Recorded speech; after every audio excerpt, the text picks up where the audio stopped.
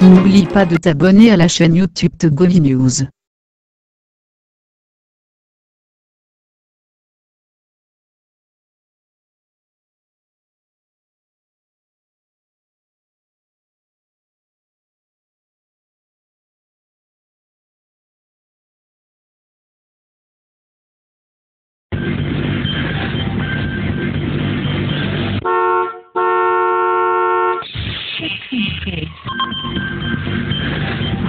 Madame, Monsieur, bonjour, bonjour à tous. Nous sommes très heureux de vous retrouver ce matin sur la radio Taxi FM Lomé. Taxi Presse de ce mardi, c'est avec Fioclo à Danglenou, le patron de journal L'Enquêteur, Joël Lega, le patron de journal Fraternité. On sera rejoint en studio par Acha Ibrahim de Temps Nouveau et Ambroise Pondio de journal des Guardians. Ensemble, nous reviendrons sur les grands sujets de l'actualité socio-politique de notre pays. Le cas qui revient ces derniers jours, c'est celui de la coalition des 14 partis de l'opposition qui est presque au bord de l'implosion. Le comité d'action pour le renouveau cas qui refuse de participer au conclave est dans l'opinion de l'incompréhension. Faut-il chanter la messe de Requiem de la C14? C'est la question, je la poserai à mes confrères en studio.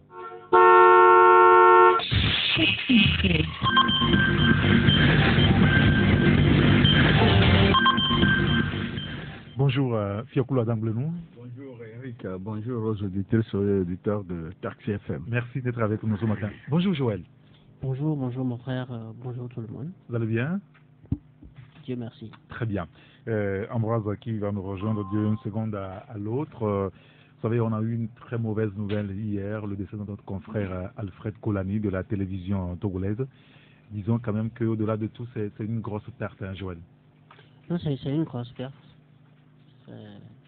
C'est une grosse perte pour la corporation.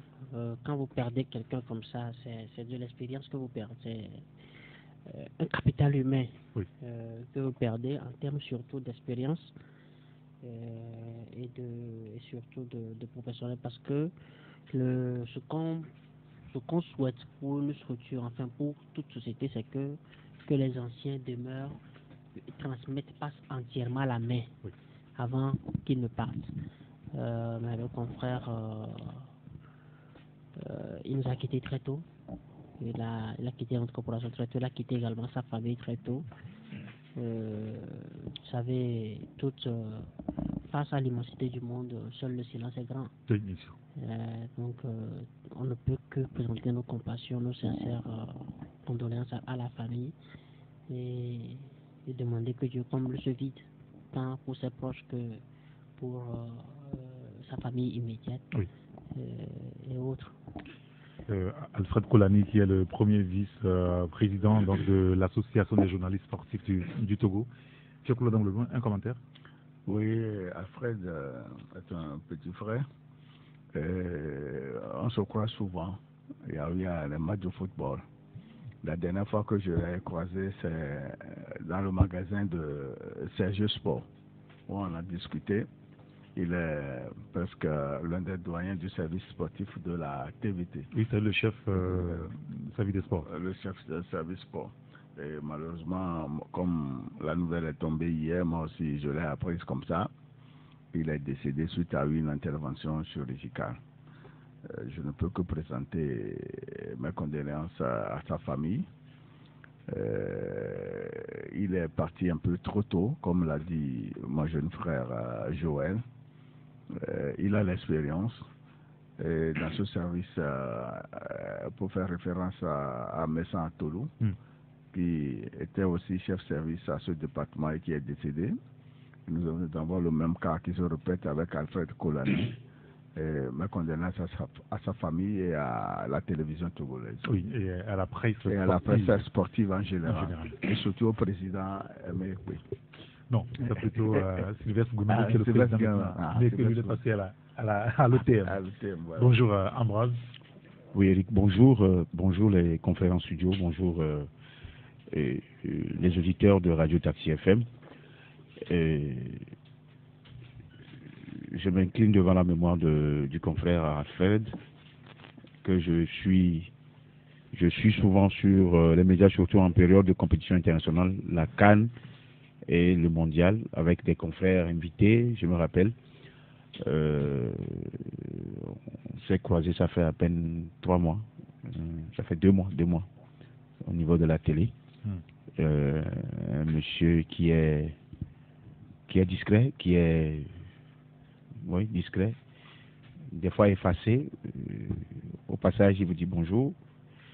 Et ça va bien. Donc, j'ai appris la nouvelle hier, j'étais vraiment attristé. Surtout du sort qui est réservé à nos confrères qui sont à la télé. Je ne crois pas que ce soit un problème de la télé en général, même s'il y a des conditions de travail qu'il faut relever. Mais je crois que c'est une question de maladie, nous signale-t-on. Moi, je parle de tout ce que nous mangeons. C'est ce qui entre dans notre corps qui nous tue. Moi, je l'ai toujours dit. Surtout avec ces histoires d'herbicides et d'engrais chimiques que nous utilisons sur nos terres arables. Mes condoléances à la famille. Ça me rappelle un certain Kao Marius. Oui. Son collègue. Que je connais depuis 2004 à la télé. J'ai fait au moins 2 ans là-bas. Qui aussi est décédé comme ça. Un gars très cool. Mais Santolo, son autre chef, qui aussi a disparu comme ça. Même si Etekpa n'est pas d'idée sportive, c'était leur chef à tous. La terre avale beaucoup. Donc je m'incline. Ça me rappelle Jean-Pierre Janjot, avec qui on a fait ensemble Victoire FM. Oui, l'année dernière. Pendant longtemps. Junior Aménouillon. Junior, avec son émission Toc Toc, qu'on participait aussi à LCF. Et l'autre confrère, le secrétaire général du PTT. Et aussi, son nom? Oui. C'est que il y a l'autre confrère de Radio Cara aussi. C'est bizarre, cette année, la terre a envalé beaucoup. Depuis l'année dernière? Oui. Et ça ne s'arrête pas. Depuis septembre jusqu'au mois de février, ça continue. Je ne sais pas ce qui arrive, mais que Dieu nous préserve. Et que la terre soit légère à Alfred Kolani. Très bien, messieurs. Merci beaucoup. Nous allons aborder un sujet. C'est par rapport donc à l'actualité politique. On va commencer par là ce matin. Hier, on a amorcé la question. Ce matin, on a donné la parole aux auditeurs sur le sujet. On y revient parce que visiblement, ça devient une guerre entre le comité d'action pour le renouveau et les autres ou le restant des membres de la C14. Le CAR semble dire aujourd'hui qu'il est jeté à la vindicte populaire par ceux qu'il appelle donc des chiens de garde. Je fais allusion au dernier message qui circule là depuis quelques heures, aux chiens de garde de Jean-Pierre Fabre de l'ANC. Est-ce que la rupture, on peut le dire, au niveau de la coalition est consommée aujourd'hui? Pour faire un peu un retour, si vous me permettez le mot, un retour en arrière, ou bien pour faire un recul sur les 2 partis politiques que sont d'abord le CAR et l'UFC, puis le CAR et l'ANC, je dis ceci. Depuis les années 90, il y a une guerre qui ne dit toujours pas son nom entre le CAR et l'UFC d'antan. Et c'est de montrer le CAR comme le mal qui coopère avec le RPT pour le mettre à nu. Quand l'ANC a vu le jour, le 10 octobre 2010, la même chose continue. Aujourd'hui, il apparaît clair que l'ANC n'a pas cessé de continuer sa basse besogne en l'envers du CAR. Au cours de ces derniers événements, quand la CEDEAO était intervenue dans le jeu politique, le CAR avait fait une proposition. Compte tenu de ce qu'il y a sur le terrain il faut qu'on fasse un arrêt pour revoir notre stratégie à suivre. Ça a été dit. Oui, à l'époque, le CAR, pour peut-être les auditeurs qui ont peut-être oublié ou qui ne suivent pas forcément l'actualité, à l'époque, le CAR demandait à la C14 de faire tout pour qu'on arrache de la main de la CEDEAO les discussions qui vont être qui sont entamées. Pour qu'il y ait un dialogue intertogolais. Et au niveau de la C14, on n'avait pas accepté. On n'avait pas accepté. Et suite à cela, le CAR avait envoyé un courrier officiel à la coordinatrice pour que ça soit clair.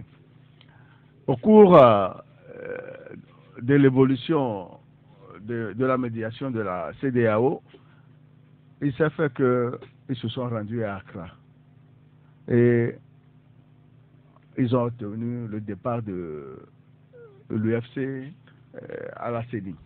Et ce qui veut dire qu'ils devaient prêter serment pour rejoindre la CENI et participer aux élections du 20 septembre. Et suite à cela, l'ANC a dit non. Et ils ne se sont pas présentés alors que les autres partis, alors que la coordinatrice avait dit 2 jours plus tôt que sur Radio Victoire, si j'ai bonne mémoire, que la coalition enverrait ses représentants à la CENI. Tel n'a pas été le cas. Ce qui veut dire que les autres leaders se sont vus frustrés, mais il n'y a pas de quoi réagir. Si la coalition a écrit aux leaders des partis, de leurs partenaires, pour leur dire qu'il y a un conclave le 12 février et que le CAR a écrit pour dire qu'il ne participera pas à ce conclave, cela veut dire que Maître Agbeibo et son équipe ont dit non, compte tenu de tout ce qui s'est développé depuis plusieurs années. Et aujourd'hui, on veut prendre son indépendance vis-à-vis de la coalition. Ce qui veut dire que Maître Agbeibo a été très clair, c'est pourquoi il a dit, mais compte tenu de ce qui est dit, malheureusement, cette lettre qui devait se retrouver en interne s'est retrouvée sur la toile. On a balancé, et qui a balancé, personne ne sait.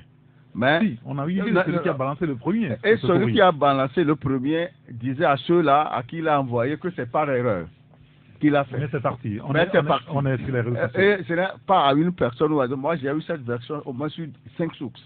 Ce qui veut dire que c'est une bonne guerre. Il est question ici de mettre... Et au niveau du CAR, on estime qu'on les a quand même... fragilisés. Oui, fragilisés. On les arrache, on les mange. On les soumet au verdict populaire afin que s'il y a élection demain, qu'on ne vote pas pour lui comme d'habitude. Or, quand on est dans un jeu politique, quand on est dans une coalition, il faut se respecter. Très bien. Il faut se respecter. Ambroise Pondio, quel commentaire vous faites aujourd'hui de cette guerre au niveau de la C14? Moi, je n'ai pas tout le commentaire. C'est symptomatique quand même de la situation que nous vivons aussi dans le pays. La division, ensemble, on ne peut rien faire de bon. Non, vous savez, il doit forcément y avoir des mésententes. Hein. C'est-à-dire que c'est vrai que certains vous disent qu'il faut dire la vérité à la C14, tout ça là. Moi, je ne sais quelle vérité les gens veulent que nous disions à la C14. La C14, c'est des gens qui sont des gros garçons, qui sont matures. Et ils savent ce qu'ils font. Surtout qu'ils n'en manquent pas de billes que l'autre camp lance souvent. Ils sont chaque fois piégés, tout ça là. Ce n'est pas facile de vivre dans un pays comme ça, avec un regroupement qui a fait ses preuves depuis août 2017. Vous savez, le pouvoir a intérêt à les diviser pour avoir un boulevard. Sauf que le boulevard que le pouvoir aussi a aujourd'hui, c'est un boulevard risqué, un boulevard inquiétant, tout comme celui qu'on nous a fait au niveau du Saint-Jo jusqu'au niveau de Total, c'est Total ou RMRS, quelque chose comme ça. C'est-à-dire que les gens, il y a des accidents toutes les soirs. Il y a un boulevard, il y a aucun terre, il n'y a pas de terre-plein centrale. Ça veut dire que les gens se rendent dedans à tout moment. Ce pouvoir a ce boulevard aujourd'hui. Et je vous dis que c'est un boulevard inquiétant, c'est un boulevard qui ne rassure pas le pouvoir lui-même. C'est pourquoi moi je disais la dernière fois, quelle que soit la guerre qu'il y a aujourd'hui au niveau de la C14, comme ça peut l'être au sein d'une famille, de même père, même mère, que le pouvoir enclenche un dialogue à l'interne. discute avec la vraie opposition, la C14, pour régler le problème du code électoral. Je vous interrogerai tout à l'heure sur Oui, le fait la disparition de la C14, si ça ne constitue pas un danger à la gouvernance même de Faure-Gnassingbé. Mais je voudrais qu'on s'intéresse d'abord sur la C14. Je fais ce parallèle pour vous dire en réalité que ce n'est pas du gratuit, c'est le pouvoir qui est toujours là. On me dira que chaque fois, c'est ça. Quand le pouvoir cherche, le pouvoir aller loin même. Vous soupçonnez le pouvoir de manigancer tout ça là? Mais cette division qui est dans la C14? Vous avez une fois appris que les gens ont pris de l'argent au sein de la C14? Oui, que les noms devaient sortir? On entend parler de ça. Voilà. D'où vient l'argent dont on parle? Qui a pris dans la C14? Ce n'est pas de ma bouche que tu auras ça. Ce qui veut dire que les mêmes personnes peuvent jouer toujours le trouble fait pour en profiter. Sauf que quand on joue à cela, on s'isole soi-même et un beau jour, ça va se révéler. Yeah. Moi, je dis aujourd'hui que la C14 n'a pas intérêt à s'éclater. Quelles que soient les billes, est-ce qu'on n'a pas les pots de banane au bord de l'implosion, Ambroise Pondio? Non, je ne crois pas. Il y a le MCD qui a dit des choses, visiblement qui ne participe plus aux réunions.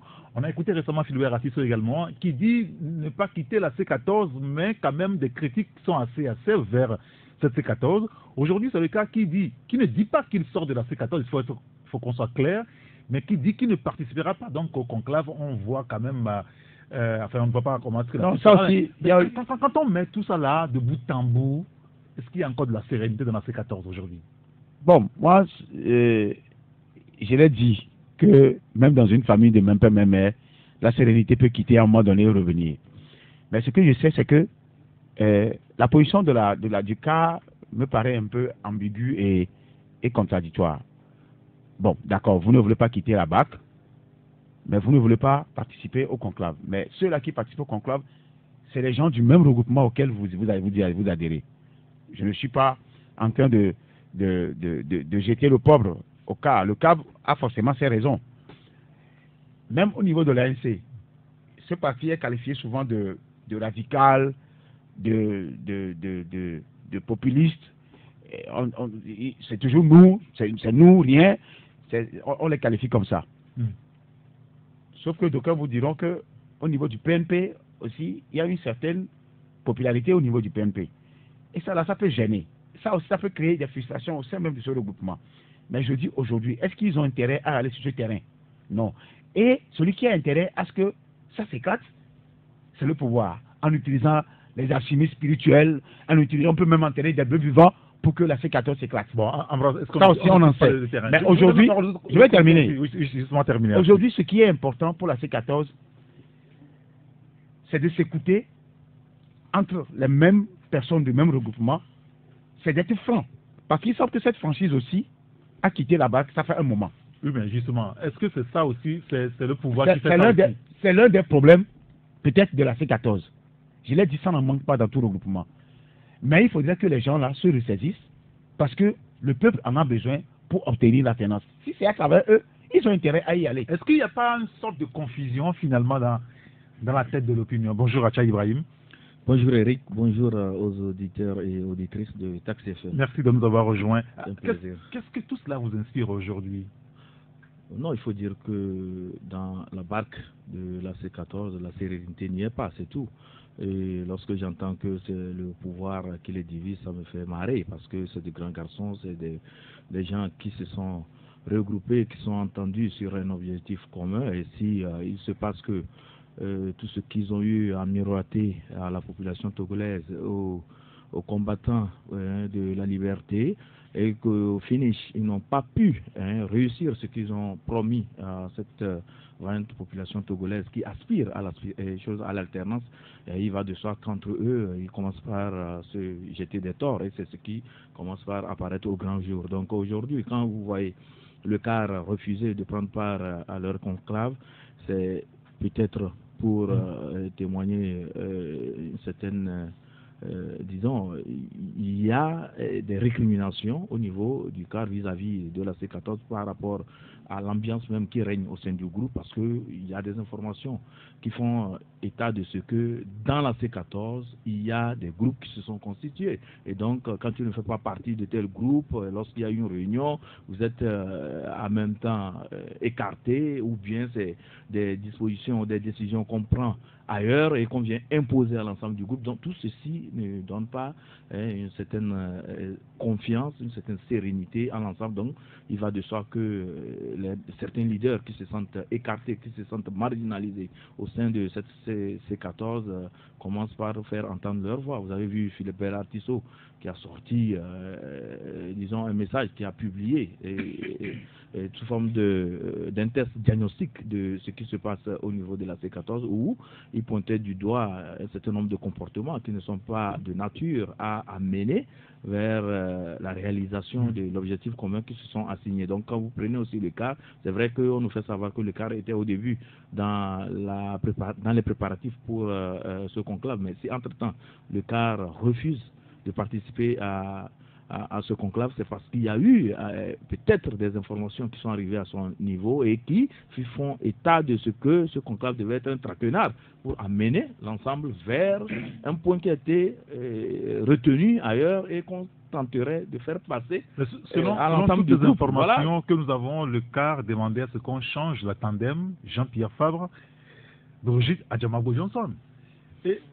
Et c'est ça le nœud du problème aussi. Vous savez, on ne soulève pas. Nous avons toujours dit que le problème de l'opposition togolaise, c'est la guerre de leadership, la guerre des égos et autres là. Parce qu'il y a certains qui estiment qu'ils étaient au début de la lutte. Depuis 90, ils étaient là, c'est eux qui ont lutté, ils ont fait quoi que ce soit, ils ont lutté contre Eyadema, voilà que le fils est là, ils continuent pas à lutter, ils veulent arracher l'alternance auprès de ce régime qu'ils n'arrivent pas, disons, à vaincre. Oui. Et donc, ces messieurs se disent qu'ils sont toujours là, donc ils vont continuer la lutte. Mais avec le temps, il y a eu l'émergence de certains leaders aussi, de certaines personnalités de l'opposition qui sont venus sur la scène politique avec beaucoup, je peux dire, avec beaucoup de militants, de sympathisants. Et tout ça, là, ça a mené à la redistribution des cartes au sein de l'opposition. Bon, ça aussi, cela amène certains à regarder je ne sais pas, à dire, à ne pas sincèrement aimer l'émergence de certaines personnalités. Donc ça crée en même temps une guerre de leadership. Et vous savez, quand vous êtes dans un groupe et que à un moment donné, vous laissez les discussions sérieuses et vous attaquez aux périphéries, il va de soi que vous perdez dans vos combats. C'est ce qui arrive actuellement à la C14. Et je me demande à cette allure si on ne fait pas encore un boulevard à l'adversaire qu'on prétend combattre. Très bien. Écoutez, nous allons marquer une pause. On va revenir sur le sujet. Vous donnerez la parole, Joël, les gars. Il y a un auditeur qui nous a envoyé un message. Je voulais quand même rappeler aux auditeurs qui peuvent également participer au débat à nous envoyer donc des SMS ou des WhatsApp sur le 90 71 49 62. Notez bien le numéro pour les messages. C'est le 90 71 49 62. Lorsqu'on sera à 12h20, là, je vous communiquerai le numéro pour nous contacter directement dans l'émission.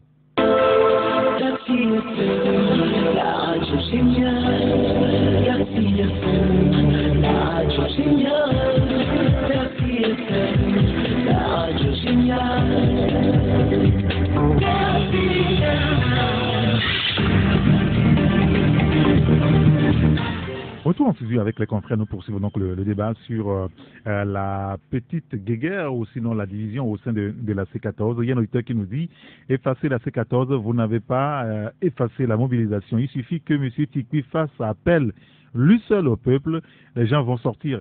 Il n'est pas un politique, mais il est devenu un guide, incarnation de l'inspiration de tout un peuple. Le danger est toujours là, dit l'auditeur, qui poursuit. La division au sein de la coalition était là avant même le débat avec la facilitation. La première revendication de la coalition devrait être le retour de Tikwi avant les discussions. Mais on a vu des gens égoïstes, comme Fabre, un peu amateurs en politique, qui ont sapé cette option. Le problème du Togo, c'est l'opposition. Plusieurs sont tombés dans la politique par hasard. Dieu merci, on n'a plus ce peuple mouton qu'on avait à l'époque de Jésus-Christ. Donc, quel commentaire, Joël, vous faites aujourd'hui de cette petite division au niveau de la coalition, finalement, qui embrouille l'opinion, en tout cas celle qui lui est favorable?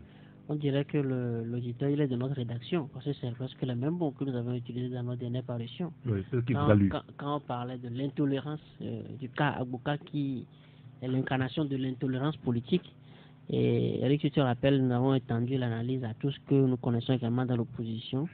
Cette intolérance, cet orgueil, ce mépris que les gens nourrissent vis-à-vis des autres, et juste parce que moi je suis de la côte, l'autre est un paysan, donc c'est nous l'intelligentsia, c'est à nous. Or, l'histoire nous a suffisamment montré que cette contestation qui se limite au littoral, ça n'a jamais, ça fait plutôt faire marrer le pouvoir.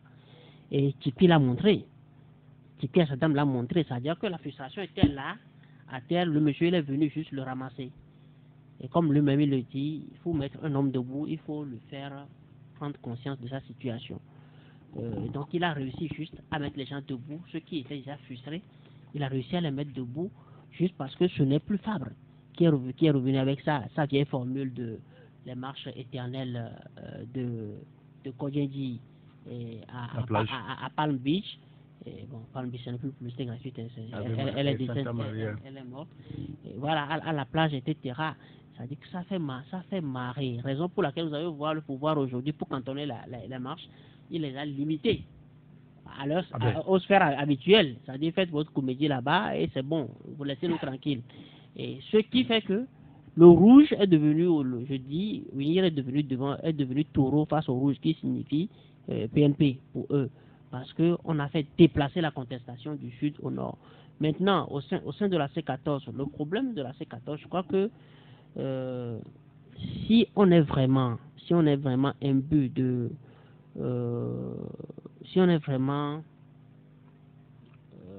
imbu de l'indispensabilité de l'alternance, il faut qu'on fasse profil bas.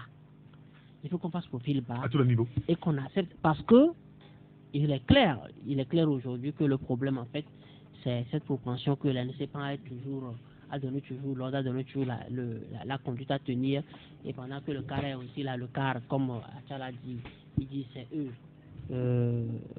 comment l'appelle-t-on, c'est eux qui étaient à l'origine de la lutte, et le CAR a eu à prouver dans l'APG, dans la relation de l'APG, que quand on fait le dialogue en interne, quand on sait prendre le pouvoir, on peut obtenir encore des choses.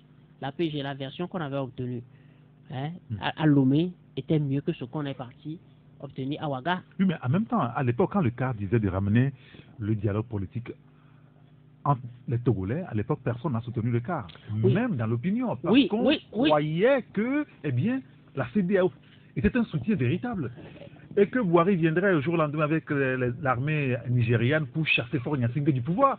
C'était ça. Effectivement. Non, moi je dis même l'intervention, le rôle du Niger n'est pas encore fini dans la crise togolaise. Macron l'a clairement dit. Il a clairement dit que le Niger aura un rôle déterminant à jouer. Il faut qu'il finisse les échéances électorales qui s'annoncent, je crois, c'est le samedi prochain. C'est le 16. Oui, le 16.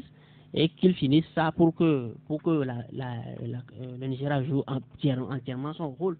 Parce que, certainement, vous savez, la DGSE, la CIS, ils savent très bien que ce n'est pas encore acquis la non-candidature de Faure Gnassingbé en 2020, et que si on le fait ainsi, ça va créer des problèmes. Donc il faudra une force de la sous-région pour intervenir. Maintenant, si le problème au sein de la C14, en fait, le nœud du problème, c'est d'abord cette guéguerre entre nos amis les Gemina et les Wachi et les EV, c'est ça, parce que le problème togolais aussi, c'est... Excuse-moi, Eric. Personne n'a posé le problème en ces termes au niveau de la coalition. Oui, mais c'est ça qui est sous cap. C'est vous qui analysez ça. C'est ça qui est sous cap. C'est ça qui est sous cap. Et c'est cet orgueil-là qui nous fait toujours reculer. C'est cet orgueil qui nous fait toujours reculer. Et donc, il faut qu'on dépasse cet orgueil. Non, pourquoi au lendemain, si tu n'acceptes pas, si tu ne te fais pas petit... C'est pas moi. Pourquoi au lendemain du 17 ou du 19 août, le problème n'avait pas été posé en ces termes, que c'est maintenant qu'on pose le problème? Non, attends, l'enjeu pour tu as parlé du 17 août. Le 19, excuse-moi. Le 19 août, c'était, tout le monde était d'accord que non.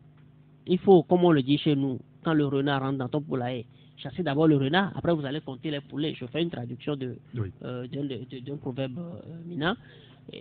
Chassez le renard, vous allez compter maintenant le nombre de poulets, le nombre de poules que vous avez perdu. Et donc, il fallait d'abord chasser le renard. Et bon, aujourd'hui que l'échéance s'approche, hein, il faut d'abord, il y a une défaite d'étape, entre guillemets, les législatives. On n'a pas pu, la CEDEAO nous a baisé, etc. Et il faut aujourd'hui redéfinir les rôles. Donc, il faut s'asseoir et redéfinir. Et l'une des questions principales lors de ce conclave, c'est la question de la candidature unique. Maintenant, moi, je trouve que... Le débat, c'est à ce niveau en réalité. Non, le débat, c'est à ce niveau en réalité. Et moi, je dis... Hein, donc, il faut anticiper. Justement, il faut anticiper. Mais moi, je dis, ce que la C14 peut faire aujourd'hui, c'est d'être d'accord sur le principe de la candidature unique d'abord. Maintenant, si on va choisir candidat unique, moi, je dis que ça peut être... Donc, ça veut dire qu'il faut d'abord un conclave pour en parler. Ça peut être un membre de la C14, comme la C14 peut soutenir un autre candidat. C'est ça. Ça veut dire que quand on oriente le débat, quand on oriente les enjeux comme tels, ça nivelle les ambitions, hein, pour le moment du moins, ça fait taire les ambitions, ça fait taire les égos, etc. Et maintenant, chuter sur la réorganisation même du mouvement.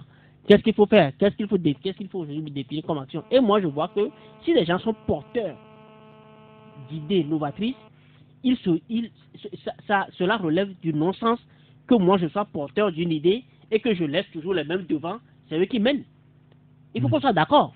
Si moi, je suis porteur d'une idée novatrice, hein, mais pourquoi est-ce qu'on ne me laisse pas le porter et je vais le mettre sur la table et c'est les autres qui sont devant qui vont le mener? Et parce que, tu sais, on est mieux servi que par soi-même. Ça veut dire que ton idée, c'est toi seul qui peut savoir comment le porter. Il y a quand même des réactions des auditeurs. Il y a un auditeur qui nous dit « Je crois que la C14 manque de stratégie. » On a toujours écouté ça. Hein.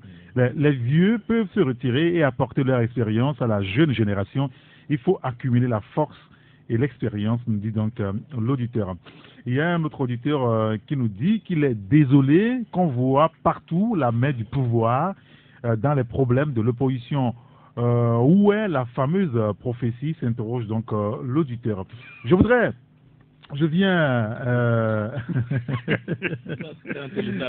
si possible aussi écoutez, il y a un autre message, un auditeur qui nous dit que le CAR ne nous énerve pas, notamment son leader Agboibo.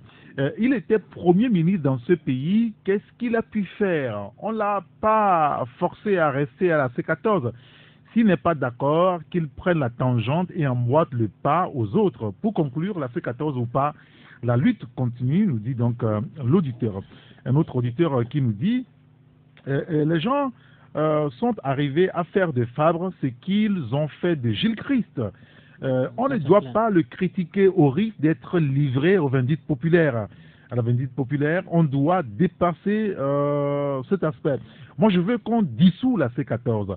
Et chaque parti n'a qu'à montrer sa capacité de mobilisation. L'ANC a trop joué à l'égoïsme en imposant ses décisions, nous dit donc cet auditeur. Il y a un autre message, on donne la parole à Fioclou, qui nous dit... attendez que je retrouve le message très rapidement. Voilà, il dit « Nous, on attend seulement un mot de Tipi pour recommencer la lutte. Leur division me réjouit, cette vieille opposition d'égoïstes. » Est-ce qu'il faut, je vais être précis, est-ce qu'il faut aujourd'hui dire la messe de Requiem de la C14? Bon, tu avais dit tantôt, moi je dis non. On ne peut pas dire la messe de Requiem de la C14 parce que sur les 14 partis, seulement 3 tentent de se retirer. Il y a la majorité absolue. Bon, non, ils ne tentent même pas de se retirer. Ils élèvent leur voix. Ils élèvent leur voix. Même le ils ne remettent pas encore leur appartenance. Ils ne se retirent pas, mais ils ne participent pas à la chose. Ce qui veut dire qu'ils veulent revoir leur stratégie. Et au conclave, c'est la conclusion de ce conclave qui va nous édifier. En dehors de ça, ce que le dernier... Non, nous savons que le MCD ne participe aux réunions de la C14. Oui. Il y a Santé du Peuple aussi qui ne participe pas aux réunions de la C14. Il y a le MCD de Fulbert Atisso, qui ne participe pas aussi ou plus aussi aux réunions. Oui. Là, au cas dit qu'il ne viendra pas au conclave, ça fait au moins 4 qui ne sont pas peut-être partis, mais en réalité qui ne s'impliquent plus dans la vie de la C14. Oui, mais il y a une dizaine quand même qui sont là. qui est là, une dizaine qui est là, donc c'est une... la majorité est suffisante pour que la C14 continue pas à travailler. Mais ce qui est sûr aujourd'hui, c'est que si la C14 avait participé aux élections du 20 décembre pour les législatives, c'est à ce moment-là qu'on aurait pu trouver la capacité de chaque parti, à partir du nombre de députés que chaque parti devrait avoir. Mais tel n'a pas été le cas. Aujourd'hui, les élections locales se profilent à l'horizon. On a envie de savoir si les gens ne sont pas en train de se préparer pour aller aux élections et on crée cette division artificiellement. Ambroise Konjo. Oui, il y a aussi cette éventualité. C'est possible. Oui, d'aucuns voudront aller en rang dispersé pour se jauger. Sauf que là aussi, c'est une erreur politique. Parce que plus vous êtes en groupe, vous avez une force. Vous n'avez pas eu le temps de vous jauger à travers les autres élections pour savoir votre poids politique réel. Mais vous savez, quand j'ai suivi les auditeurs qui ont réagi, je peux comprendre qu'il peut y avoir une carte aussi à jouer qui puisse ébranler le pouvoir après avoir échoué les cartes au niveau de la C14. Quand je prends le cas du PNP, par exemple, c'est un parti qui mobilise, qui a sa stratégie, qui peut encore faire renverser, qui peut encore créer de l'insomnie à ce pouvoir s'il se donnait la charge de le faire à eux seuls. C'est possible. Parce que quand vous suivez certains audios, vous lisez les choses et vous voyez les réunions hebdomadaires du PNP, le pouvoir a plus peur du PNP que les autres partis politiques. Parce que... qu'est-ce qui vous a dit ça au niveau du pouvoir? C'est vrai que l'ANC et autres... Qu'est-ce qui vous a dit ça? Non, moi je suis en train de lire la vie politique, ce que c'est pas je lis. Quand on a tendance à caser, moi j'ai toujours contesté et condamné la manière dont on case, on retranche les gens dans une dynamique de marche vers... Moi je n'ai jamais aimé ça, je l'ai toujours crié tout le temps. Et c'est le jour Tipeee a dû sortir les gens de ce carcan-là en diversifiant les lieux de rencontre et les lieux de marche, que le pouvoir a commencé par vaciller. Je crois qu'il faudrait encore reprendre cette piste-là. Si les autres ne veulent pas, que le PNP peut aller à cavaler seul. Vous donnez des idées aux gens ou quoi? Je suis togolais. Ce n'est pas une question de donner des idées. Nous, le combat que nous menons depuis, dans notre position de gauche, c'est que le Togo puisse aussi avoir l'alternance dans une démocratie bien raffermie. Jusqu'au jour d'aujourd'hui, on n'a pas cette démocratie. On vous dira qu'il y a la liberté d'expression. Une liberté d'expression teintée de fermeture des médias. C'est ça aussi la réalité. Donc aujourd'hui, si le PNP peut encore, sans toutefois quitter la C14, mais refaire sa santé de mobilisation, comme certains militants l'ont crié sur les réseaux sociaux, je les ai suivis, de diversifier les points de ralliement, je crois que ce serait une bonne chose. Ça pourrait même inciter le pouvoir à convoquer un dialogue interne. Vous savez, quand on parle de dialogue interne que propose le CAR, les gens avaient oublié que ce pouvoir avec toutes les cartes, fait un dialogue interne. Il suffit que le dialogue accouche de bonnes résolutions qui puissent sortir le Togo de la crise. On range tout au tiroir et on s'en tait. Et on se tait. Ça me rappelle le ministre qui avait été ministre de l'enseignement primaire secondaire, qui disait que la PG était devenue caduque. Ah oui. Tu te rappelles? Bien sûr. Donc, avec ce discours-là, Maganaway, ne croyez pas qu'on fera un dialogue en interne sans les yeux extérieurs et qu'on vous dise que vous avez le boulevard pour pouvoir les faire appliquer. La CEDEAO même n'est pas arrivée à mettre en œuvre ce que les gens ont décidé ici. Pensez-vous qu'un dialogue interne pour sortir à moins que les gens veulent aller trouver leur bouche-trou pour qu'ils puissent être encore nommés Premier ministre ou je ne sais pas. Alors, on voit parmi les messages qui nous arrivent, il y a beaucoup de colère quand même par rapport donc à cette ère de division au niveau de l'opposition, en tout cas au niveau de la C14. Un auteur qui nous dit que les démons de la division sont de retour au sein de l'opposition. Certains veulent toujours aller en solitaire contre le pouvoir. Ils savent qu'ils ne font pas le poids au lieu de faire front commun. Triste opposition togolaise, et ils n'apprennent jamais de leur erreur, nous dit donc l'auditeur. Il y a un autre qui nous dit... C'est un danger, hein, c'est un danger pour le pouvoir, hein. Cette division-là. Justement, je veux qu'on aborde. C'est un danger, parce que les gens vont créer des aspects dans la tête, et ça peut exploser à tout moment. C'est un danger. Il y a certains qui souhaitent qu'on puisse balayer la C14, enfin, qu'elle se balaye d'elle-même, pour qu'on puisse remettre en place une nouvelle orientation. Alors, si la C14 disparaît aujourd'hui, est-ce que c'est un atout pour le pouvoir ou c'est un élément dangereux parce qu'on n'aura plus personne en face? Acha Ibrahim. Non, mais moi je pense que si la C14 disparaissait aujourd'hui, le pouvoir trouvera des ennuis en moins. Parce que c'est sûr. Ah, mais c'est sûr. C'est des ennuis en moins. Et il n'y aura plus un adversaire aussi sérieux, aussi structuré, qui puisse l'inquiéter, qui puisse mener des discussions au point d'arracher des passerelles ou bien d'arracher des pans du pouvoir auprès de lui. Le pouvoir C'est-à-dire que même aujourd'hui, dans la configuration actuelle de l'Assemblée nationale, le pouvoir de Faure Gnassingbé n'aura aucune raison de nous dire que tel parti l'a empêché de faire les réformes. Non, pas ça. Ne prends pas le problème dans ce sens. Les auditeurs disaient quoi? Ils disaient que, surtout Ambroise, qui soutenait que la division au sein de l'opposition va inquiéter le pouvoir. Il dit non, ça ne va pas inquiéter le pouvoir. D'autant plus que, qu'est-ce que le pouvoir veut? Le pouvoir tente de mettre sous étonnant cette opposition qui le dérange. Il aura carte blanche pour dérouler son programme. Et parce que quand ce n'est pas la C14 qui lance les mouvements, quand ce n'est pas un groupe assez organisé d'opposition dans un pays, est-ce que ce n'est pas un danger?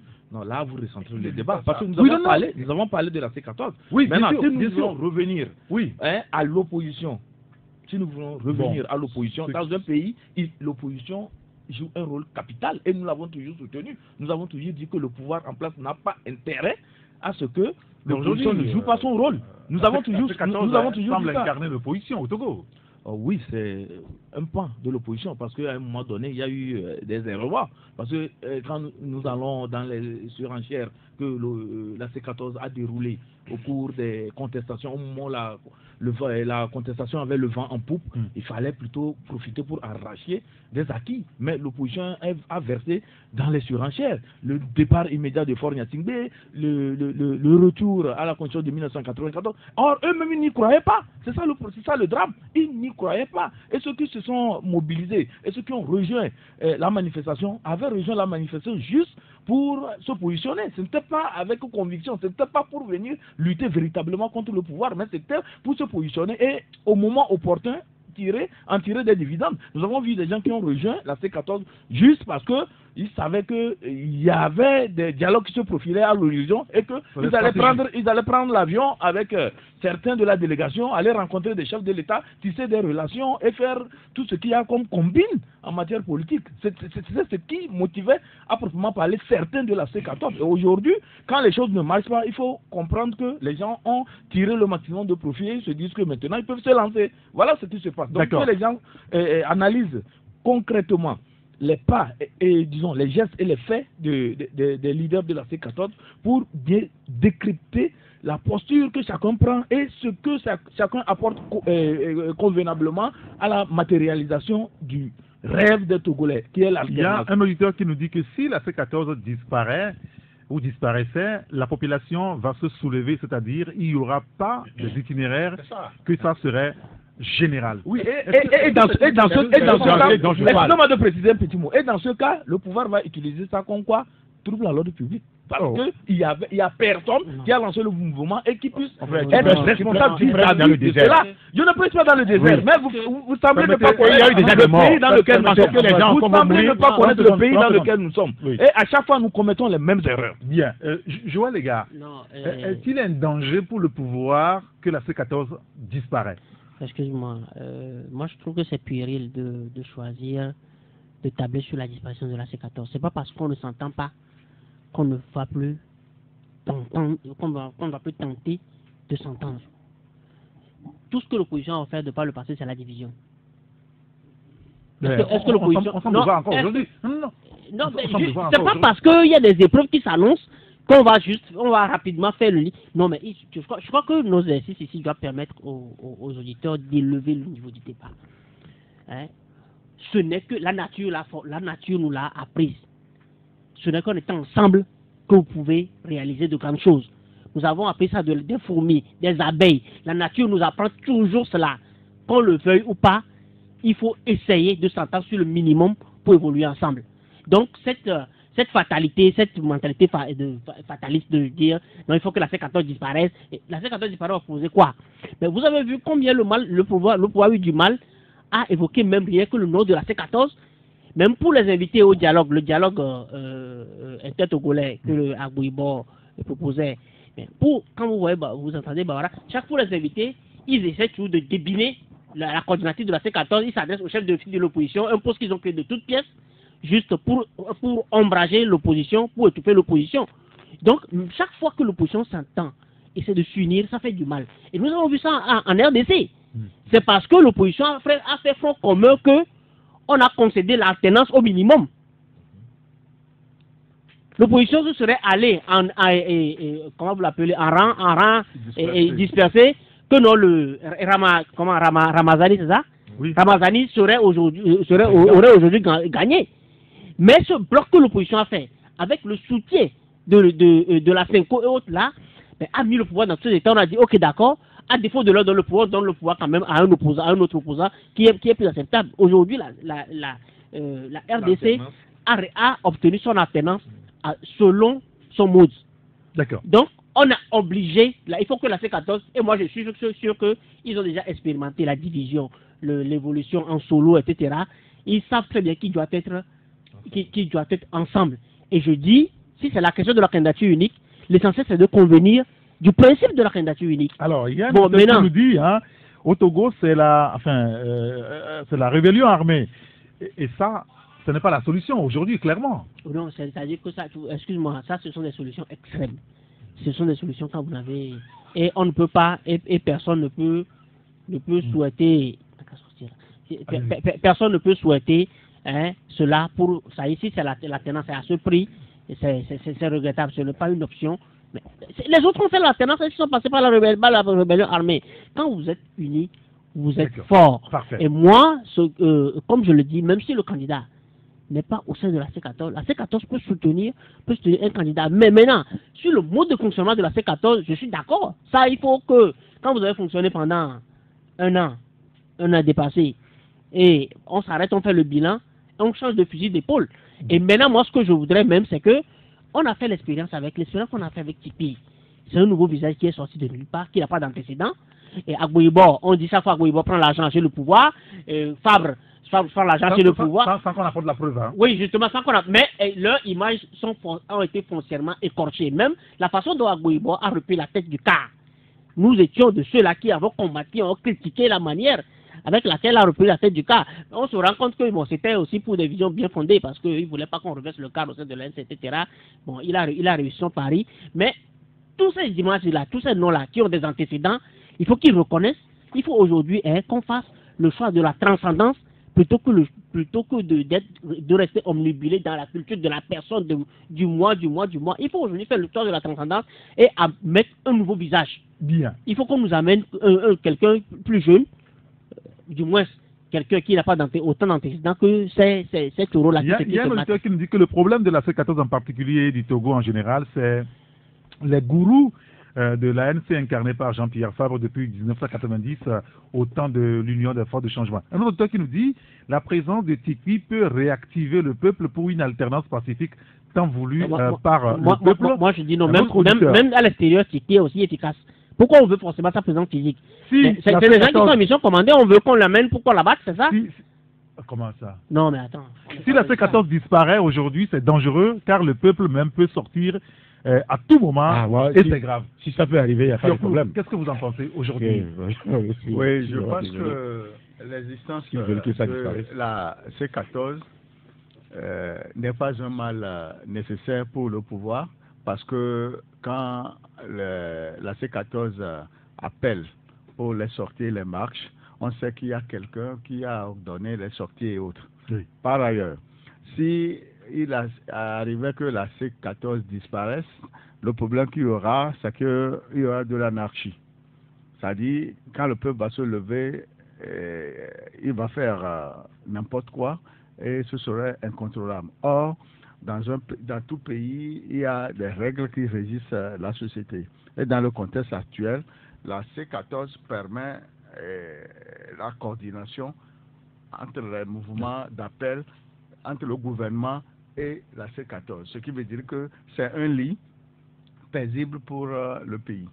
Alors, il y a un auditeur, il va être midi dans 30 secondes, qui nous dit « Je crois que la C14 a montré ses limites. Elle souffre de conflits d'idéologie ethnique et de génération. Elle doit disparaître. » C'est Yohan qui nous envoie le message. Et puis un autre qui nous dit « Tout est question de stratégie. Pour gagner au jeu de Ludo, Il faut avoir une stratégie pour faire avancer vos opinions. Nous allons marquer une pause. On se retrouve.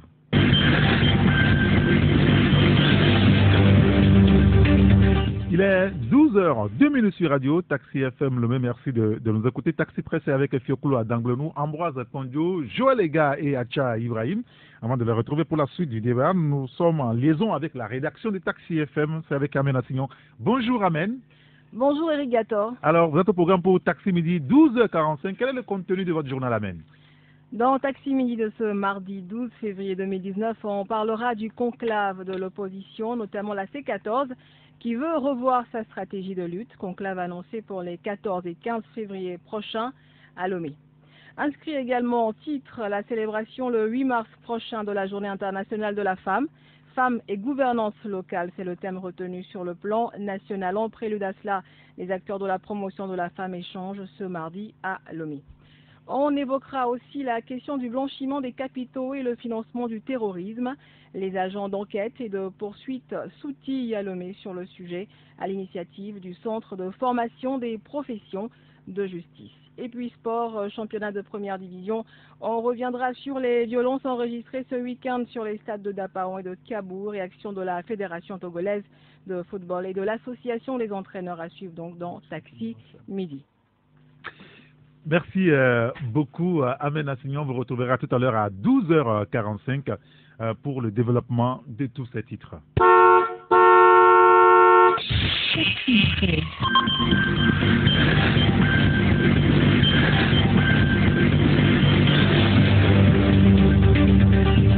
On va faire encore un dernier tour de table sur la question de la C14 avant d'évoquer un autre sujet très rapidement. Et un auditeur qui nous dit qu'aucun Togolais ne peut s'en prendre aujourd'hui au cas ni à Agboïbor qui avait fait beaucoup de propositions qui pourraient donner une lueur d'espoir de voir l'alternance en 2020. Mais pour qu'on ne dise pas que cela vient d'Agboïbor, on a vite fait de le traiter de vendu. Pourquoi veut-on que le CAR continue de faire les mêmes erreurs? S'interroge donc notre auditeur. Un autre auditeur qui nous dit quelqu'un qui, par un simple audio, peut faire sortir tous les Togolais dans la rue, est un guide. Imaginez un instant s'il était sur le territoire pour la mobilisation. Le retour de Tikpi doit être la lutte de la C14. Il n'est pas là, la C14 meurt à petits coups. Tikpi est aujourd'hui l'inspiration de tout le peuple togolais. Il fait l'unanimité, c'est ce que dit donc l'auditeur. Fioclou, je vais commencer par vous. Alors, vous dites que ce n'est pas bien que la C14 disparaisse parce que ça ne permettra peut-être pas au gouvernement de bien gouverner. Il faut avoir des critiques en face. Mais tel que les choses se passent, et quand on écoute l'opinion, est-ce qu'il n'y a pas un air de déception et de démobilisation qui commence par, n'est-ce pas, prendre forme? Non, il faut comprendre qu'avant le 19 août 2017, l'opposition traditionnelle était en agonie, n'existait plus. Et que c'est Tikpi qui a redonné vie, qui a ressuscité l'opposition traditionnelle en voulant que le chef de l'opposition soit avec lui. Peut-être aujourd'hui, d'aucuns diront que si Tikpi avait mené seul sa lutte, peut-être il réussirait. Bon, comme il est venu, ils ont formé la C14,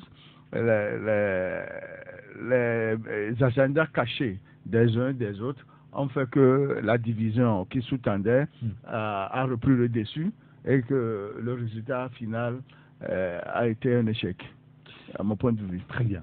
Joël? Non, moi, je dans pense une interview ce matin, donc dans l'alternative, il y a Edem Kodjo qui aussi revient sur le cas du Togo. C'est vrai qu'il a parlé de la RDC, du franc CFA, de l'immigration. Le cas du Togo, il dit « Je suis profondément inquiet sur l'avenir du Togo ». Est-ce qu'il faut franchement s'en inquiéter? Oui, indirectement.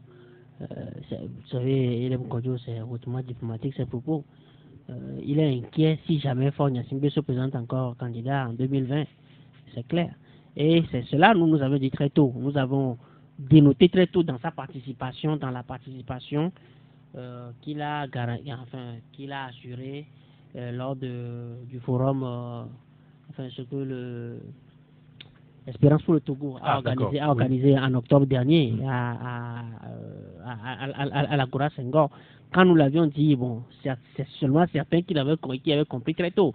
Et nous avons dit que les représailles de cette position d'Irem Kodjo, on le verra dans les jours à venir. L'une des représailles, c'est que ça, c'est la CPP, dont il est l'ancêtre. On n'a pas trouvé nécessaire de leur gratifier, ne serait-ce que d'un siège au Parlement. L'autre représaille, c'est que celle-là qui a quitté la CPP pour unir Henriette Midjogbe ou quoi, elle est devenue que l'ombre d'elle-même. Aujourd'hui, on ne veut même plus la coopter dans quoi que ce soit. Hier, il servait au moins de décor. Non seulement ça, le seul rescapé de la CPP qui était encore dans le gouvernement, on l'a dégommé carrément. C'était le doyen quand même. Non, c'était le doyen et Madame Dogbé. Non, le doyen c'était Broum, ça fait 12 ans, 2007. Madame Dogbé est venue en 2008. En 2008. Broum est venu fin 2007. Oui, mais bon, le doyen, ça ne me dérange pas. Bon, d'accord. Broum est toujours efficace. Donc, voilà, Broum est toujours efficace. Mais bon, on l'a dégommé, ça a dit que c'est l'illustration. Oui. On l'avait annoncé ça très tôt en octobre. Donc, qu'on soit inquiet sur l'avenir du Togo, est-il que le débat pour 2020 est entier en ce sens que déjà, pas avoir interposé, on nous annonce, Forme même n'a pas encore donné son mot, mais on nous dit qu'il sera encore candidat en 2020. Quand on voit tous les chantiers qui sont lancés, oui. On veut, dans le programme dit, et quoi, transport des participants, c'est ça? Le programme pour l'inauguration de l'hôpital. Non, pas l'inauguration, c'est la pose la pose de la première pièce de cet hôpital de référence. On veut transporter des participants comme on était encore du santé et défense. Dans quelle ville ça? Vous avez chassé le naturel, revient au galop. Bon, ça c'est pas un problème. Oui. C'est pas un problème. Non, ça dit que si les esprits sont encore comme ça, soyez sûr comme ça, indispo même au sein de venir même, parce qu'on veut quand même passer à autre chose plutôt que excusez-moi.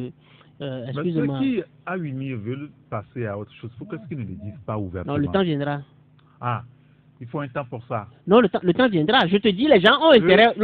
Les gens ont intérêt. Ils parlent à travers d'autres personnes. Les gens ont intérêt. Le système est devenu étouffant pour certains. Merci beaucoup. Pour des membres même du système. D'accord. Ils ont intérêt maintenant, c'est que bon, on passe à autre chose pour qu'ils respirent un peu. Merci beaucoup, Joël, les gars. Oui, Acha Ibrahim. Parce qu'ils sont devenus financièrement aussi puissants. Oui. Ils n'ont plus besoin du système. La lutte. Non, moi je pense que la lutte va continuer. Et tant qu'il n'y aura pas l'alternance, les gens vont toujours se battre pour qu'il y ait l'alternance dans le pays. Parce que l'alternance va... Que la C14 existe ou pas, c'est qu'il y aura l'alternance. L'alternance va libérer les énergies. Ils se battront toujours pour l'alternance. Bien évidemment. Nous avons vu G. Olympio, il n'est plus là, mais le flambeau a été repris par Jean-Pierre Fabre et ainsi de suite, vous comprenez. Les gens vont toujours se battre pour l'alternance parce qu'avec l'alternance, il y aura la libération des énergies. L'avenir même sera libéré. Et je pense que les Togolais même pourront être au rendez-vous de l'émergence. Parce qu'aujourd'hui, quand nous parlons de l'émergence, c'est parce que nos institutions sont fragiles et c'est ce qui fait que tous les efforts que le gouvernement actuel consent pour pousser le pays vers l'énergie n'arrivent pas à aboutir. Vous voyez, quand on parle du PND, ça fait rêver. Quand vous lisez, vous voyez que les gens ont vraiment de nobles ambitions pour le pays, mais dans la matérialisation de la chose, vous allez voir que les gens vont cafouiller, certains vont préférer aller garnir leur compte et au finish, ils ne seront pas inquiétés. Vous voyez, c'est l'avenir qui est à terre comme ça. Donc l'alternance va permettre de recentrer le débat, de responsabiliser les gens et de mobiliser les Togolais pour la cause commune. Moi je pense que ça c'est important. Maintenant quand je reviens par rapport à la C14, je dirais tout simplement qu'aujourd'hui certains leaders ont fait le constat d'échec au niveau de la C14. Oui, donc clairement.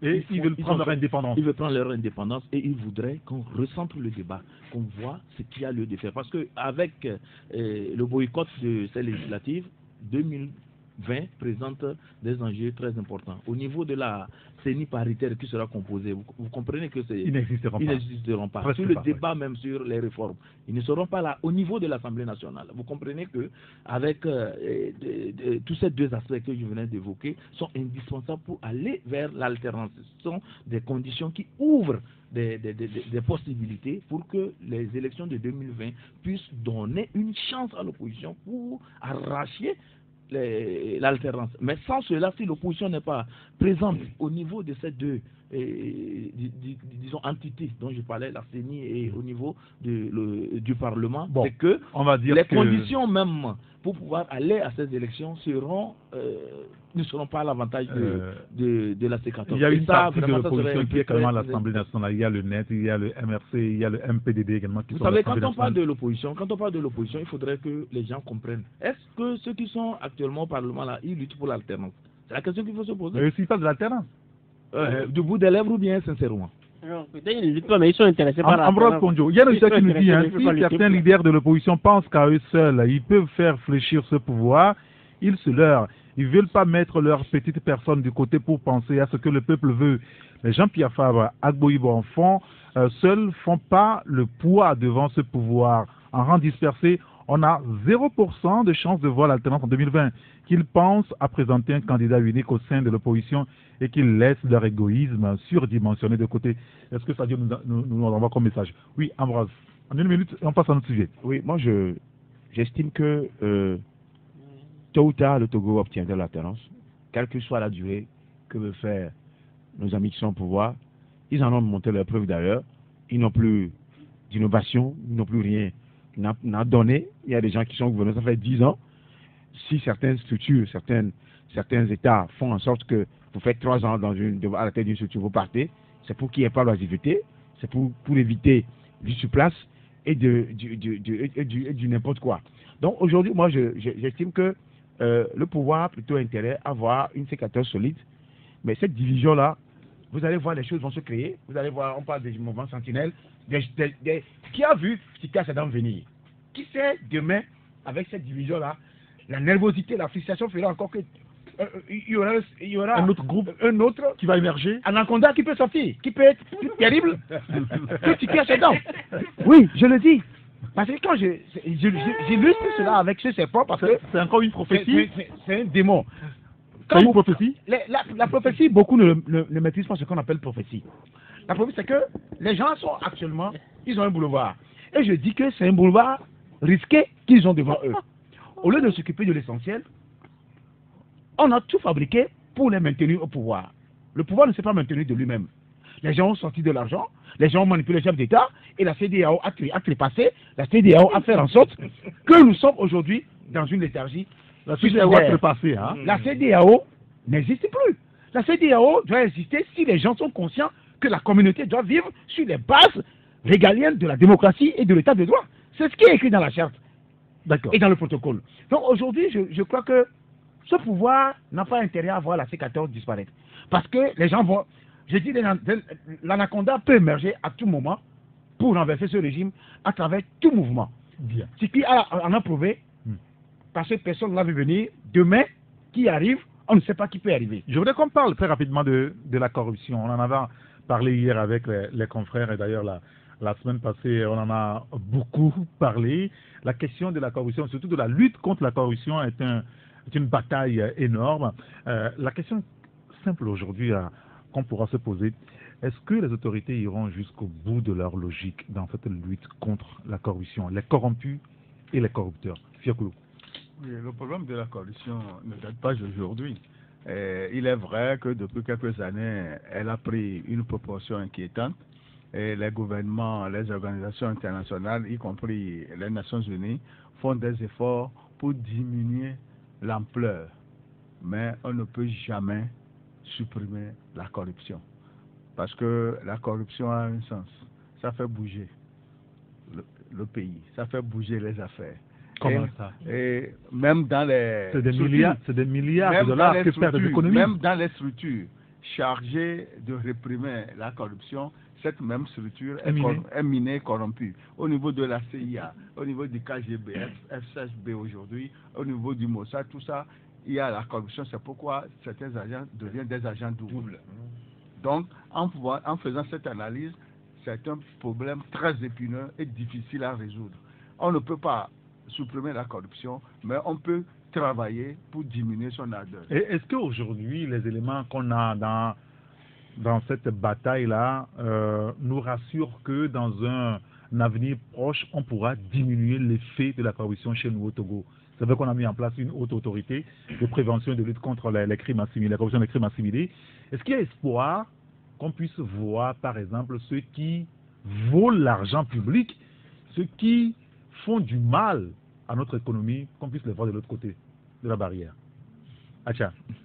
Non, mais je sais que vous parlez très souvent dans votre journal de la corruption. Oui, bien évidemment. Et la lutte contre la corruption, je pense que ça doit être un effort de tous pour pouvoir parvenir à cela. Et je ne suis pas d'accord avec mon grand frère Fiokoulou qui disait qu'on ne peut pas enrayer la corruption. On peut enrayer la corruption. Il suffit d'avoir une volonté. Si je prends le cas du Rwanda, c'est un exemple dans la lutte contre la corruption. En même temps, ça ne veut pas dire qu'elle a disparu totalement la corruption. Je suis tout à fait d'accord, mais l'effet dévastateur de cette corruption est atténué au niveau du Rwanda. Et c'est pourquoi le Rwanda arrive à soutenir son développement. On parle de la Chine. Voilà. Vous comprenez? Même en Chine aussi. Quand vous êtes soupçonné de corruption, quand vous tirez un projet, c'est ça. Donc, vous savez ce que vous attend. Vous savez ce que vous attend. Mais ça continue toujours. Ah oui, mais on décourage d'éventuels candidats. Mais ça continue. Non, mais on décourage d'éventuels candidats. Mais dans des pays où c'est le laisser aller, c'est l'impunité, quand quelqu'un détourne, il y a plus de 4 candidats qui attendent aussi pour faire la même chose. Non, il y a une différence entre détournement et corruption. Mais vous appelez, oui, mais tout ça là, c'est dans le même lot. Des crimes assimilés. On a dit des crimes assimilés. Oui, c'est dans le crime assimilé. Là, d'accord. Quand on parle de détournement, c'est la fraude. Vous savez, quand on parle de la corruption, il faut peut-être généraliser, parler de la fraude. C'est la fraude. C'est ce que ça veut dire. Vous comprenez? Et donc, au Togo, si nous voulons lutter contre la corruption, il faut d'abord faire l'effort de la transparence, l'effort de la reddition des comptes. Parce qu'aujourd'hui, il y a des sociétés où vraiment c'est la pagaille systématique, dans le pillage des deniers publics et tout ça là. Quand on fait les audits, quand on voit que ces audits égratignent et que ça peut épingler jusqu'à aller atteindre certaines sommités, on fait tout pour faire disparaître les conclusions de ces audits. Mais quand il n'y a pas la transparence, c'est qu'on ne pourra pas lutter. Je prends le cas de Togo Télécom par exemple. Il y a eu des audits qui sont conduits là-bas. Et aujourd'hui, si les gens sont sincères, ils savent qui et qui ont plombé cette boîte. Ils savent qui et qui ont mis à genoux Togo Télécom. Par le passé, c'était le rêve de tous les Togolais de travailler à Togo Télécom parce que ça montrait une certaine vitalité. Parce que quand vous voyez même la boîte, tout ce qui entoure la boîte, ça faisait rêver. Aujourd'hui, c'est à genoux. Mais la Togo Télécom est à genoux. C'est à genoux. Et quand vous prenez le cas des routes, des projets que le président Faure Gnassingbé a initié, des mécanismes pour faire avancer le pays, le mécanisme pour aller vers même l'inclusion sociale. On a tout fait pour que les jeunes Togolais puissent trouver au moins des opportunités pour lancer leurs affaires. On a tout fait pour que les vieilles et nos grandes dames qui sont dans les fermes puissent aussi jouir des ressources de ce pays. Mais il y a eu certaines personnalités délicates qui ont tout fait pour mettre à genoux tous ces efforts. Aujourd'hui, quand vous allez vers le nord, la pauvreté, vous touchez ça du doigt. Parce qu'à un moment donné, il y a certains qui se sont rendus coupables de cette corruption et ils ont mis à genoux l'espoir de tout un peuple. Et si nous voulons lutter contre ça, moi je pense que les effets d'annonce de HA plus IA là, et c'est dans le fait que pourquoi c'est des effets d'annonce. Arrêtez les gens et nous allons apprécier. Comment vous allez crier déjà que nous voulons arrêter des gens? Les gens là, ils vont faire disparaître les preuves. D'abord, ils vont brûler les pistes, ils vont tout faire. On va aller braquer le siège de la fédération pour prendre le document. Il faut arrêter les gens, les Togolais vont apprécier et nous viendrons sur ce plateau, nous allons débattre de ça. C'est ça Joël. Eric, en 2012, quand nous parlions, quand nous avions dit que la décision prise en Conseil des ministres et par le chef de l'État de reformer la LNCT, que le ministre Agadazzi l'a induit en erreur, etc. On n'a pas voulu nous entendre parce que ça participait à ça aidait certains, ça aidait les gros bonnets qui étaient PC, etc. Parce que ces réseaux sont par contre partis des sécurités qui sécurisent fort, ils se tuent. Mais aujourd'hui, on joue au sein et comme qu'on veut mettre la main sur, enfin on veut assainir la NSCT. On était où quand les journaux criaient, quand on a mis ce monsieur Tchabakate qui n'est pas aussi sain que ça, mais on l'avait utilisé pour le jeter en prison. On était où? On était où quand on criait l'affaire de 600 millions, les 26 milliards, etc. Le patron était où? Le patron était où quand on détournait les milliards destinés à nos cousins de Michintové dans les projets rizicoles? Il était où quand le budget alloué à la mise en valeur de la plaine de Djagblé? C'est-à-dire qu'on était où quand on faisait tout ça? Donc, moi, je dis, la rapulsia, comme mon frère l'a dit, si on veut arrêter les gens, qu'on arrête, on n'a pas besoin de mettre une... Et moi, la rapulsia, moi, je doute fort que ça ne servira que d'instrument de propagande politique. Propagande politique? Oui, dans l'optique 2020. La rapulsia ne servira ni plus ni moins que d'instrument de propagande politique. Il y a un auditeur qui nous dit la lutte contre la corruption et le détournement passe d'abord par l'État de la nation à l'Assemblée nationale par le président de la République. Oui, mais c'est l'attitude de la redevabilité. Attendez, le compte de la nation, le rapulsia n'est que de la comédie, nous dit cet auditeur. Il y a un autre qui nous dit ce qui donne à... non, je pense que c'est un autre message. Celui-là qui nous dit, concernant la corruption, on ne pourra rien faire si vous volez. Je vais vous citer des noms il dit si nous voulons, il nous citera des noms avec des preuves palpables dans une affaire. Bon, très bien, on verra bien. Ambroise Ponjo, sur le cas de la corruption, très rapidement. Non, moi j'ai toujours dit que depuis le début de la création de cette commission, qu'en réalité, ceux-là même qui ont été nommés là-bas... On va prendre l'auditeur dans 2 minutes. ...sont déjà corrompus. C'est-à-dire que vous voyez des gens dans une commission qui crient déjà sur les toits comme un coq blanc. Comme quoi, nous sommes là. Ils ont même cité des sections. Hein. Oui, on a dit le foot avec les 600 millions, la route en foin. Ça veut dire que c'est des faux. Eux-mêmes, ils sont des faux. Ah, ils donnent des idées. Oui, des pistes. On vient vers vous. Lui, a trouvé le mot. C'est pour dire le voleur qui a peut-être dit, demain, je viens chez vous. Je vous dis, c'est des cinéastes. C'est des comédiens. C'est-à-dire que... Non, en même temps, non, non, c'est sérieux. Eric, ce qui est sérieux, c'est que... Ceux qui sont là-bas ne sont pas là pour blaguer. Non, attendez. Attends, toi tu as volé. Non, Eric ne vole pas. Non, c'est juste une illustration. Un Kofi a volé. Voilà. Un Kofi sait que je suis venu à la radio, que je vais le chercher. Mais il va rester à la maison, peinard. Non seulement ça, Kofi disparaît, tout le temps commission. C'est pas normal. Ce qui veut dire que le monsieur même est un problème pour la commission. Hein? C'est-à-dire que quand vous le voyez de visage, vous comprenez que c'est des gens qui sont déjà corrompus. D'avance. Non. Oui. Ambroise. Parce que... Faut pas être dans l'exagération, excusez-moi. Je n'exagère pas. Mais le pouvoir, c'est tout ce qu'il fait. Même la consonance même du nom, qui se rallie à certaines consonances claniques, vous dit que ce monsieur ne peut pas faire ce travail qu'on lui a donné. Il le sait. Mais prenez quand même comme un monsieur Lomdadi. Je donne juste un nom au hasard comme ça. Président de Rapulsia. Les gens sont cuits. C'est un fiscaliste de renom qui a été directeur général de la douane, ministre des Finances. Les gens, on va prendre les gros poissons, ils vont les jeter dans la mer. Faudrait foutu. En 2020, qui va financer la campagne de Fonds Yassibé? Vous allez prendre les gros poissons, qui va financer la campagne? C'est ça. Et les sociétés sont minées comme ça. Est-ce qu'il sera candidat en 2020? C'est ça? Ça, c'est un brasier qui est en train de préparer. Ce monsieur qui a annoncé qu'il sera candidat à Cara, je ne sais pas, c'est le secrétaire exécutif, il prépare un brasier. Comment un brasier? Bon, à son débat. Je voulais donner la parole aux auditeurs maintenant. Monsieur, vous mettez vos casques, s'il vous plaît. Il y a un auditeur qui nous dit, le Togo, la corruption ne peut pas diminuer au Togo car les corrompus sont là.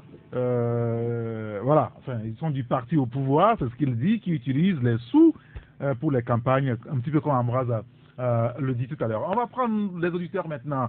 C'est le 93, 96, 99, 99 ou le 99, 20, 09, 59. Notre premier auditeur, allô? Allô? Oui, bonjour. Bonjour, d'Haïti.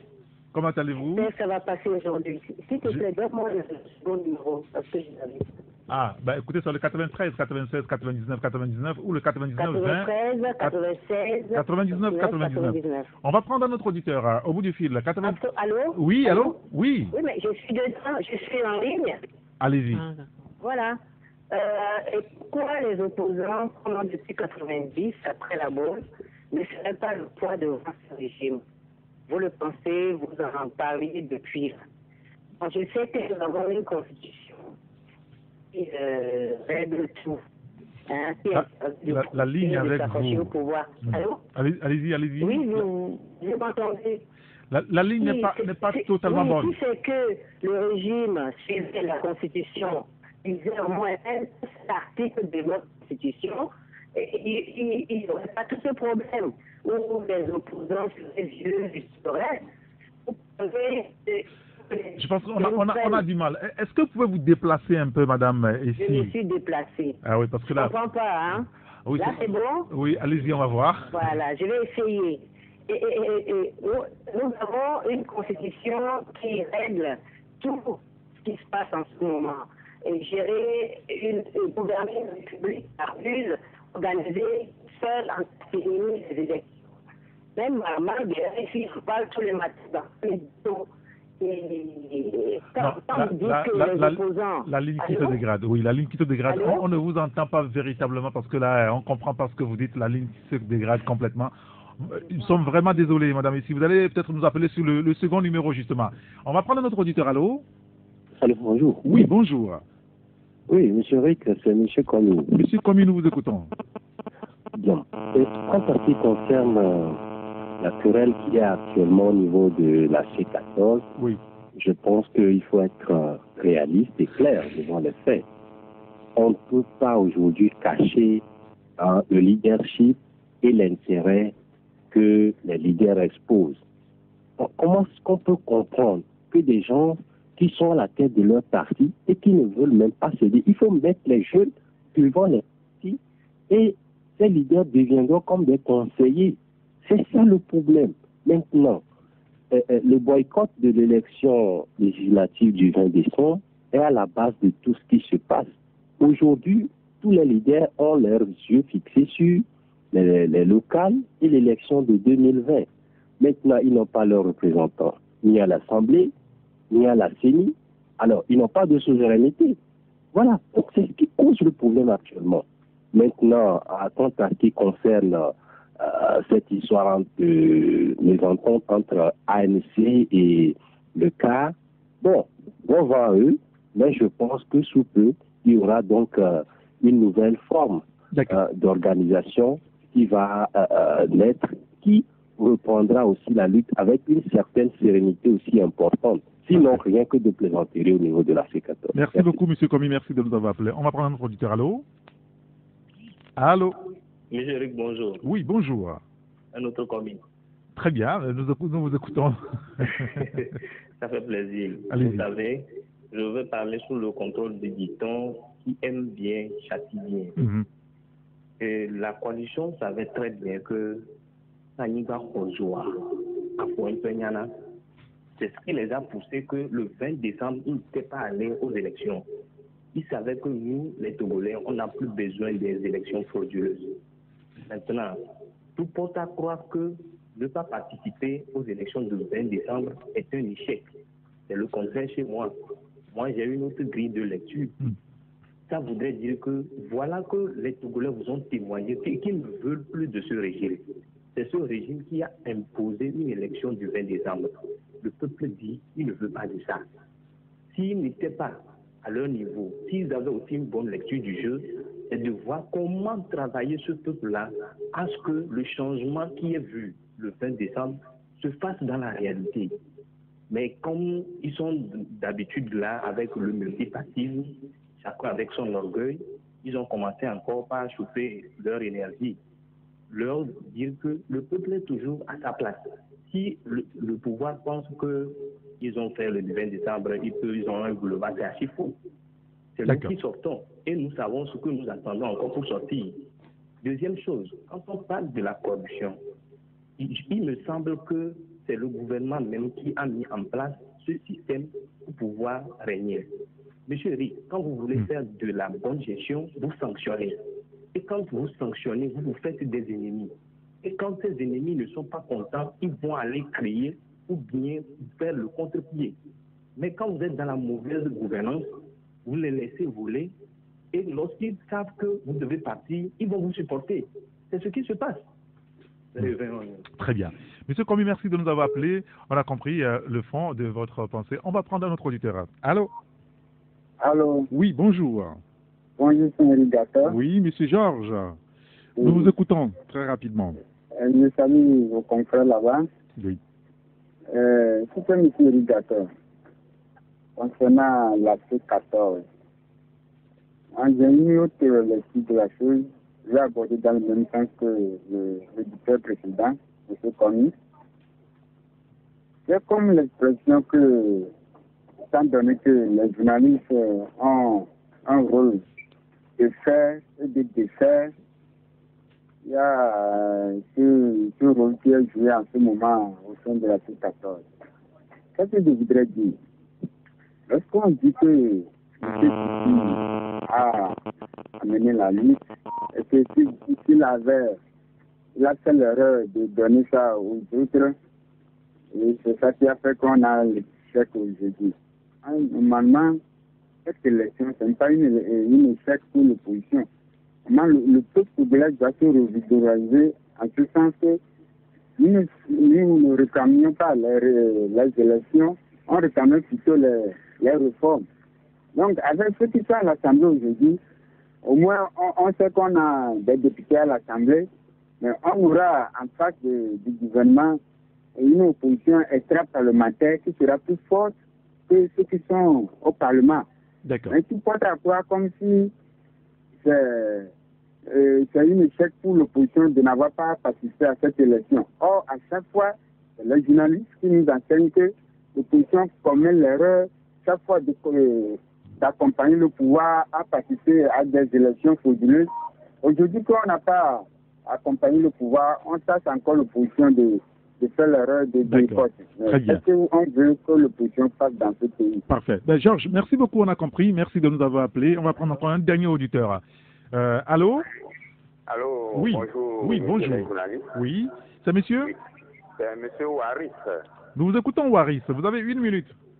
Ouais, je voulais intervenir à propos de la corruption. Oui. Je voulais interpeller la Patricia. Quel est le but? Quel est le but? Parce que on ne sait pas pourquoi il tourne en rond. Il n'a qu'à aller droit au but. Vous voyez, c'est clair qu'il y a vraiment la corruption dans notre pays. Si vous prenez l'affaire de 600 millions, il attend quoi pour interpeller ce ministre? Si vous prenez la route de Lomé-Vaugan-en-Point avec les 26 milliards, il a dit un ministre peut venir à l'Assemblée et dire l'homme propose des choses comme ça. Il attend quoi pour interpeller ce ministre? Si vous prenez l'ancien ministre Agadadi, il est le directeur de l'enfance.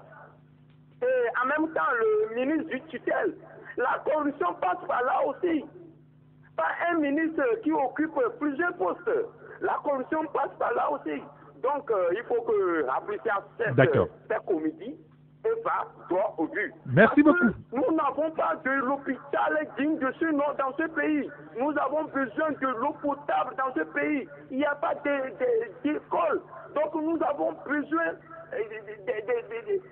non. Merci beaucoup, M. Harris. Merci beaucoup, on a compris.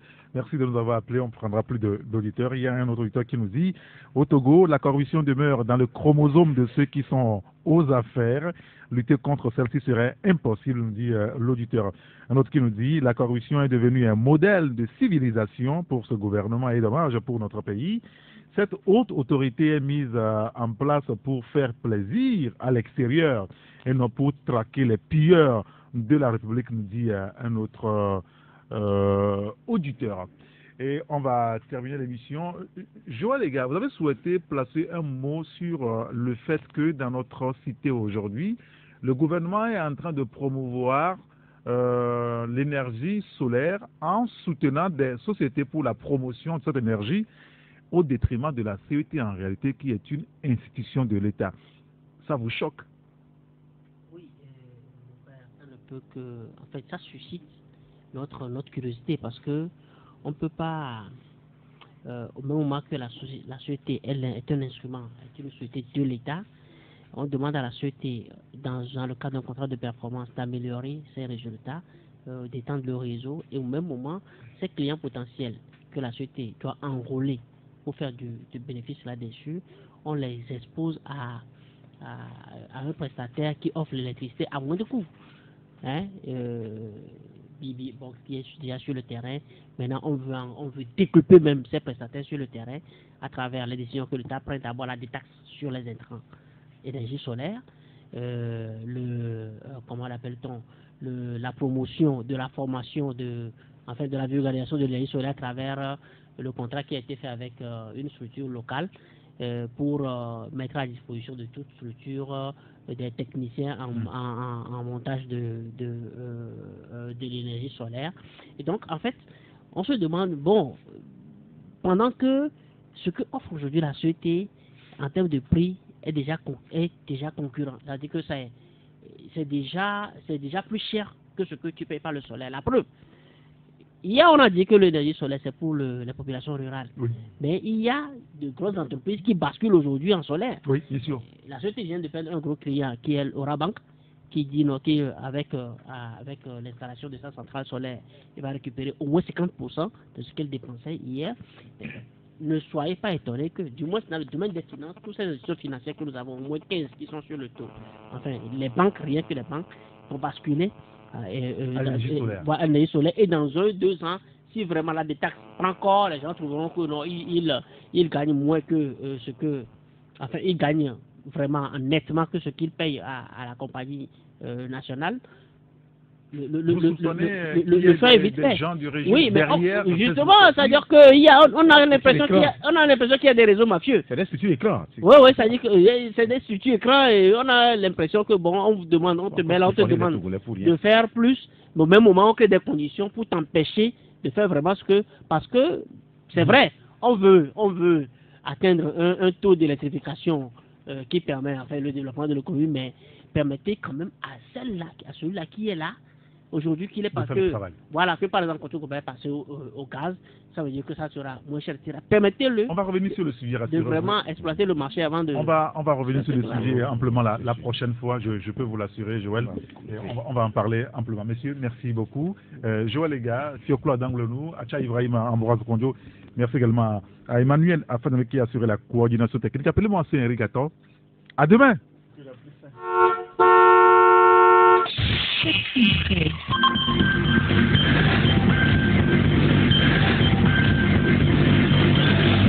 Merci d'avoir regardé la vidéo, abonne-toi et partage la vidéo sur les réseaux sociaux, Facebook et WhatsApp.